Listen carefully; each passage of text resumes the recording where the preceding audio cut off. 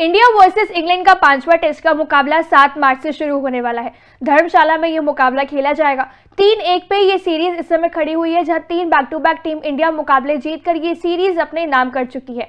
इस सीरीज से का जो आखिरी मुकाबला है, 5वां मुकाबला, उसको लेकर एक बहुत बड़ी खबर सामने आ रही है। तो साथ ही बीसीसीआई ने किया है एक नई स्क्वाड का ऐलान। अगर आपको बताएं तो कल तक रिपोर्ट्स के मुताबिक राहुल को लेकर खबरें आ रही थी, जो इंजर्ड चल रही कि 5वें मुकाबले में भी शायद उनकी वापसी ना हो।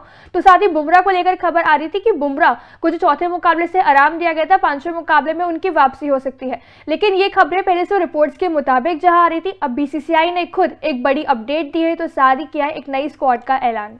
बिल्कुल, बीसीसीआई ने एक बहुत बड़ा अपडेट दिया है, जहां पर बहुत सारे सवाल थे और बहुत सारे रिपोर्ट्स भी आ रहे थे कि आखिर बुमराह की वापसी होगी, क्या केएल राहुल फिट हैं या फिर वो 5वें मुकाबले में नहीं खेलने वाले हैं। रजत पाटीदार को लेकर बहुत सारे सवाल थे क्योंकि उनका परफॉर्मेंस अच्छा नहीं था। ऐसे खबरें आ रही थी क्या पार्टिकल की एंट्री हो सकती है 5वें मुकाबले में। तो इन सभी सवालों का जवाब अब आ गया है। बीसीसीआई ने ऑफिशियली इन सभी सवालों का जवाब दिया। उन्होंने बताया कि स्क्वाड में कौन कौन से खिलाड़ी शामिल है, किस तरीके के चेंजेस होने वाले हैं। तो सीधा नजर डालते हैं आखिर बीसीसीआई ने क्या अपडेट दिया है। बिल्कुल, बीसीसीआई के प्रेस रिलीज पर अगर आप नजर डाल के देखेंगे तो यहाँ पे केएल राहुल को लेकर सबसे पहले लिखा हुआ है स्टार्टिंग में कि mister KL Rahul whose participation, जिनका सब्जेक्ट टू फिटनेस था, उनको 5वें टेस्ट के मुकाबले से रूल्ड आउट कर दिया गया। देख सकते हैं लिखा हुआ है कि KL Rahul has been ruled out of the 5th test and final in the Dharamshala में जो होगा। साथ में बुमराह को लेकर किया गया कि जो जसप्रीत बुमराह को जो चौथे टेस्ट के मुकाबले से रिलीज किया गया था, अब उनकी 5वें मुकाबले में वापसी हो रही है, यानी खेलते नजर आ सकते हैं। इवन यहाँ पे सुंदर का कहा है कि वॉशिंगटन सुंदर को स्क्वाड से रिलीज कर दिया गया है। वो रणजी ट्रॉफी खेलने वाले हैं। सेमीफाइनल का जो मुकाबला होगा मुंबई के खिलाफ। मोहम्मद शमी को लेकर भी अपडेट दी कि उन्होंने सर्जरी कराई है और रिकवर हो रहे हैं। लेकिन उसके नीचे अब जो अपडेटेड स्क्वाड आई है 5वें टेस्ट के मुकाबले के लिए, अगर आपको वो भी पढ़ के बताएं तो 5वें टेस्ट के मुकाबले के लिए जो स्क्वाड है भारतीय टीम की, उसमें शामिल है रोहित शर्मा कप्तान, जसप्रीत बुमराह वाइस कप्तान, उनकी वापसी हुई है। Yashasvi Jaiswal, Shubman Gill, Rajat Patidar, Sarfaraz Khan, Dhruv Jurel wicket keeper, KS Bharat wicket keeper, Devdutt Padikkal, Ravichandran Ashwin, Ravindra Jadeja, Axar Patel, Kuldeep Yadav, Mohammad Siraj, Mukesh Kumar और आकाशदीप।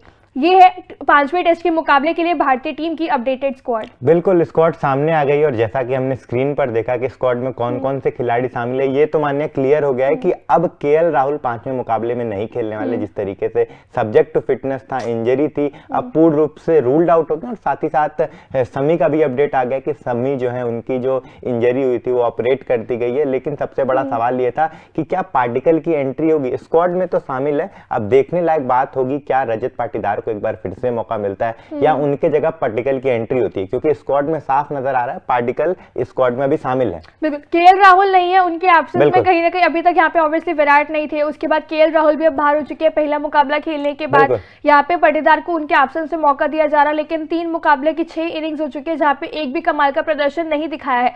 निराशाजनक प्रदर्शन और 6 पारियों में 2 डक जिसमें शामिल है।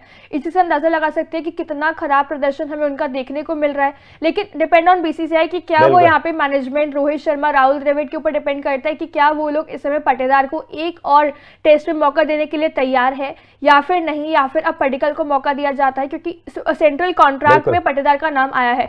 तो क्या अब मैनेजमेंट ऑब्वियसली उनके बारे में फ्यूचर में सोच रही है इसी वजह से, तो क्या उन्हें यहाँ पे एक मौका और दे रहे हैं, बैक कर रहे हैं, या फिर पाटीदार के ऊपर टीम मैनेजमेंट यहाँ पे जा रही है, वो 5वें टेस्ट के मुकाबले में ही अब पता चलेगा। बिल्कुल, मुझे लगता है जिस तरीके से भारतीय टीम खिलाड़ियों को बैक करती है और जिस तरीके के पाटीदार खिलाड़ी हैं, मुझे लगता है उनको बैक किया जाएगा। 5वें मुकाबले में वो खेलते हुए नजर भी आए शायद, मुझे जो लग रहा है जिस तरीके के निर्णय बीसीसीआई लेती है। बाकी वो तो देखने लायक बात होगी कल कौन कौन टीम में जब मुकाबला होगा 7 तारीख को, तो कौन कौन से खिलाड़ी प्लेइंग 11 में शामिल रहते हैं। और जिस तरीके की अब तो ये क्लियर होगा कि जसप्रीत बुमराह टीम में रहेंगे। और अब ये दूसरा सवाल होगा क्या सिराज को रेस्ट दिया जाएगा, उनके जगह आकाशदीप आएंगे या फिर सिराज ही खेलने वाले हैं। एक बॉलिंग में ऑब्वियसली देखिए बुमराह जगह बना रहे, आई गेस पूरी की पूरी हमें प्लेइंग 11 सेम देखने को मिल रही है, 2 बदलाव को छोड़ के। ऑब्वियसली एक पाटीदार का जो क्वेश्चन रहेगा कि पाटीदार ही खेलते हैं या पाटीदार को मौका मिलता है, और दूसरा बॉलिंग में कि बुमराह तो ऑब्वियसली आ रहे हैं। लेकिन लास्ट मुकाबले में आपके सिराज और आकाशदीप गेंदबाजी करे थे। आकाशदीप ने बहुत ही कमाल की गेंदबाजी करी। सिराज आकाशदीप जितने इतने इफेक्टिव हमने देखा कि पिछले मुकाबले में तो एटलीस्ट नहीं रहे, उससे पहले मुकाबले में बुमराह के साथ जरूर थे।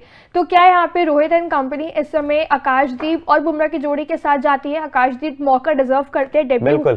डेब्यू हुआ पिछले मुकाबले में, डेब्यू में कमाल का प्रदर्शन दिखाया, या फिर सिराज के साथ जाते हैं, वो देखना होगा 5वें टेस्ट के मुकाबले में। बाकी आपको क्या लगता है इस बारे में कमेंट्स में जरूर बताइए। आपको भारतीय टीम की स्क्वाड भी साथ में कैसी लग रही है, कमेंट्स में साथ में ये भी जरूर बताना। और साथ ही तूफान स्पोर्ट्स को लाइक, शेयर एंड सब्सक्राइब करना बिल्कुल भी ना भूलिए।